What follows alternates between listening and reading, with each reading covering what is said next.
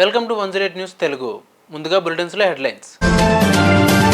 Double ధమాకాతో దూసుకొస్తున్నాడు Ram Pothineni. Double smart updates ఇచ్చిన పూరి జగన్నాథ్. గంభీర్కు సర్ప్రైజ్ ఇచ్చిన షారుఖ్ ఖాన్. సర్ప్రైజ్ చూసి షాక్లో కేకేఆర్ అభిమానులు. పదవి నుండి రేవంత్ రెడ్డిని తొలగింపు. త్వరలో సీతక్కకు పట్టాభిషేకం. ఇండియాలో జాతీయ జెండా ఎగరేసింది కాంగ్రెస్ ప్రభుత్వమే, గుర్తుపెట్టుకోండి. జీవన్ రెడ్డి కీలక వ్యాఖ్యలు. బుల్లితెర కమల్ హాసన్ వెండితెర రికార్డు. రాజు యాదవ్ కలెక్షన్ల మోత. పూరి కనెక్స్ బ్యానర్పై హీరోయిన్ చార్మి, పూరి జగన్నాథ్ కలిసి నిర్మిస్తున్న సినిమా డబుల్ స్మార్ట్. ఈ సినిమాకు మణిశర్మ మ్యూజిక్ ఇస్తున్నారు. తెలుగు, తమిళం, మలయాళం, కన్నడ, హిందీ భాషల్లో ఈ సినిమా రిలీజ్ కాబోతోంది.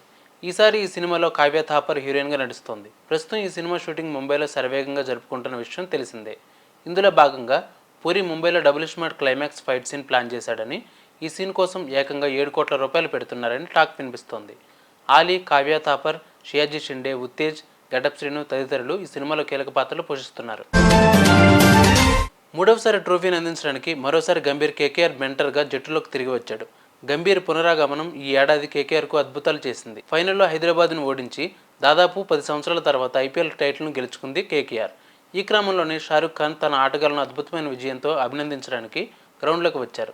ఈ క్రమంలోనే కోల్కతా నైట్ రైడర్స్ సభ్యులను కౌగిలించుకుంటూ తనదే తరహాలో ప్రేమను, గౌరవాన్ని కురిపించాడు షారుఖ్ ఖాన్. ఇక గంభీర్నైతే కౌగిలించుకోవడంతో పాటు నుదుటిపై ముద్దు పెట్టాడు. దీనికి సంబంధించిన దృశ్యాలు సోషల్ మీడియాలో వైరల్గా మారాయి. తెలంగాణలో అసెంబ్లీతో పాటు పార్లమెంట్ ఎన్నికలు కూడా ముగిశాయి. దీంతో ప్రస్తుతం ముఖ్యమంత్రి రేవంత్ రెడ్డి కాంగ్రెస్ అధిష్టానం ఇచ్చిన టాస్క్ ముగిసిందని బయట టాక్. అసెంబ్లీ ఎన్నికల్లో విజయం, అలాగే లోక్సభ ఎన్నికల్లో అధిక సీట్లు కాంగ్రెస్కు తెచ్చిపెట్టే బాధ్యతలను రేవంత్ రెడ్డిపై అధిష్టానం పెట్టిందని పొలిటికల్ సర్కిల్ టాక్.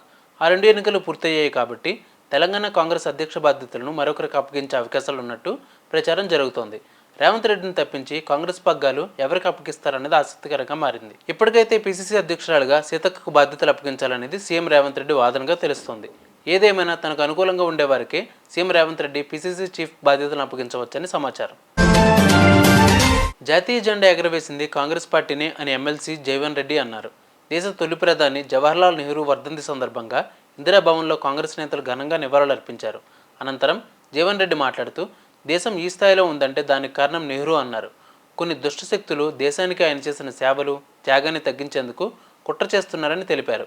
కాశ్మీర్ అంశం అప్పుడు పండిట్ జవహర్లాల్ నెహ్రూ చేర్చిన అంశమే, ఇప్పుడది ఆర్టికల్ 370 అన్నారు. స్వతంత్రం ఎప్పుడు వచ్చింది? కాంగ్రెస్ ఆధ్వర్యంలో కాదా అని ప్రశ్నించారు. జాతీయ జెండా ఎగరవేసింది కాంగ్రెస్ పార్టీనే అన్నారు. కాంగ్రెస్ నేతలను విమర్శించడం సరికాదని ఆయన చెప్పారు.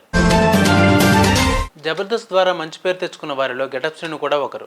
వినూత్నమైన గెటప్స్ వేస్తూ దాన్నే తన ఇంటి పేరుగా మార్చుకున్న ఆయన హీరోగా నటించిన చిత్రం రాజు యాదవ్. నిజానికి గెటప్ శ్రీను క్యారెక్టర్ ఆర్టిస్ట్గా జాంబీరెడ్డి, హనుమాన్ లాంటి సినిమాల్లో మంచి పాత్రల్లో మెరిశారు. ఇప్పుడు సోలో హీరోగా రాజు యాదవ్ అనే సినిమా తెరకెక్కింది. వేణువిడుగుల శిష్యుడైన కృష్ణమాచారి దర్శకత్వంలో తెరకెక్కిన ఈ సినిమా ఎట్టకేలకు మే 24వ తేదీన ప్రేక్షకుల ముందుకు వచ్చింది. మొదట్లో ఆశించిన స్థాయిలో టాక్ రాకపోయినా ఇప్పుడు మంచి వసూళ్లు రాబడుతోంది.